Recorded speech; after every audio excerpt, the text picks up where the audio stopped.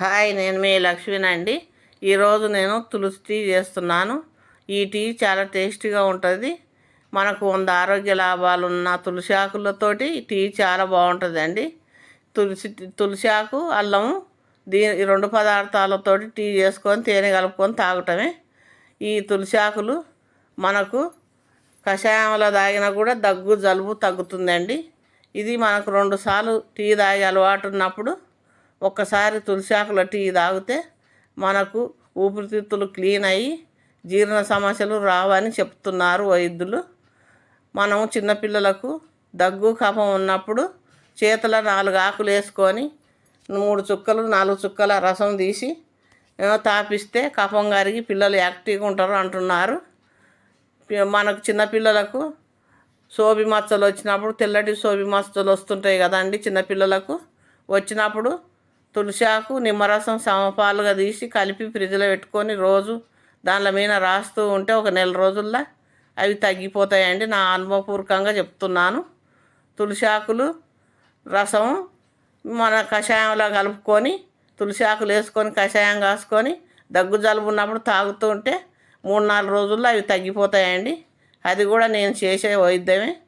ఈ చిట్క వైద్యాలు తులసి ఆకులతోటి నేను పాటిస్తుంటాను. ఇవి చాలా ఆరోగ్యం.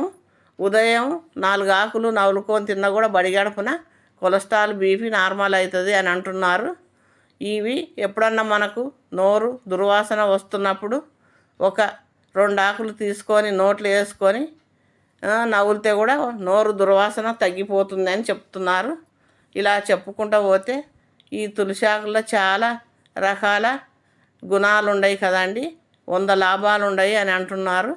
మనం పూజ చేసే చెట్టు కాకుండా పక్కన ఒక చెట్టు పెంచుకుంటే మనకు ఎప్పుడు కావాలంటే అప్పుడు 4 ఆకులు తెంపుకొని మనకు కావాల్సినట్టు వాడుకోవచ్చు. ఎందుకంటే పూజ చేసే చెట్టు అయితే మనం కోసుకోలేము కదా, పూజిస్తుంటాము బాగుండాలి అని. ఆ చెట్టునైతే మనం ఏం చేయలేము.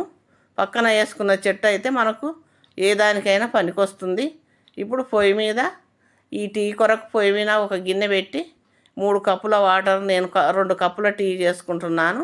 3 కప్పుల వాటర్ పోసి ఇది వాటర్ వేసి కడిగి వేసిన తులసి ఆకులు, అల్లము కొంచెం చితకదంచుకొని వేసేసుకోవాలి.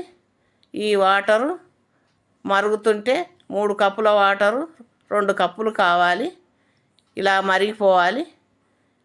మరిగిపోయిందండి ఇది. దీన్ని వడగట్టుకుందాము. ఇది ఇలా వడగట్టేసుకొని తర్వాత తేనె 1 కప్పుకు 1 స్పూను తేనె కలుపుకుంటే చాలు. ఎక్కువ కలపాల్సిన అవసరం కూడా లేదు. ఇది ఎంతో టేస్టీగా ఉంటుంది. మీరు ఒకసారి దీని రుచి చూశారంటే ఇది చాలా బాగుంది. మన టీకి ఒక్కసారి ఎప్పుడో తాగేద్దాం, ఇదే తాగుదాం రోజు అని మీరు కూడా ఒక చెట్టు వేసుకొని రోజు ఈ టీకి అలవాటు పడిపోతారు.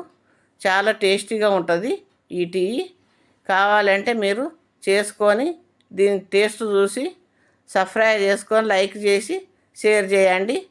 మీరు ఇలా చేసుకొని తాగటం అలవాటు చేసుకోండి. మనకు ఎంతో ఆరోగ్యం కదా, చేసుకుంటారు కదా.